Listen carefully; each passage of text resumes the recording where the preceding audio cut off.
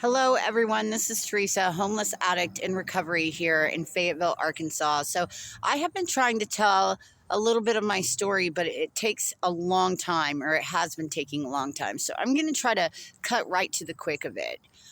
In October of 2024, I was attacked in my own camp. I was thrown to the ground, I was bitten across the face, and I was strangled. And when I ran down the trail to the U of A, to call for help, I was screaming and crying uncontrollably and had lost control of all my bodily functions. It was such a severe episode of PTSD. And whenever this happened, they called the cops, and the cops came. And the cops did not listen to me when I told them that I was attacked, even though I had the physical evidence on me, and told them that I had an eyewitness down the trail that they could question as well. But they did not investigate. They just said that I was on drugs, and they arrested me.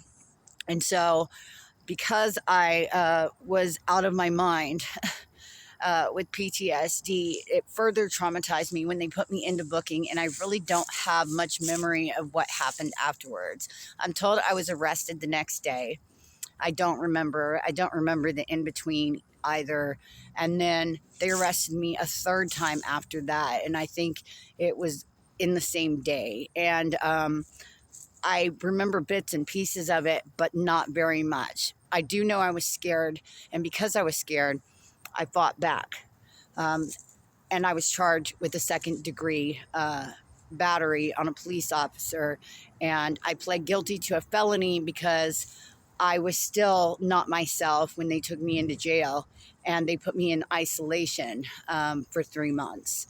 And on top of my trauma, on top of being attacked and being in that kind of environment, it almost broke me. So when I pled guilty because it takes a long time to get mental health court, and they released me January 16th. And by the end of January, I threw myself off of a bridge because I was so traumatized that I could not remember hardly to take care of myself. And I thought that I wasn't going to be able to meet the requirements of my probation, and that I was going to go back to that isolation cell. And I'm telling this story because I want people, for one, to know that I know what it's like to be in that state of mind, and to pull myself out of it, and that it can be done.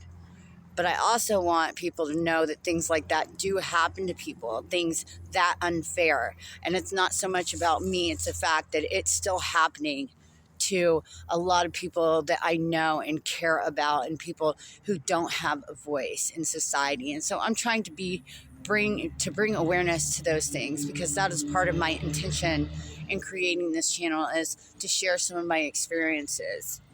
And I know about injustice because I'm currently part of a lawsuit. It's not the only time things like this have happened to me.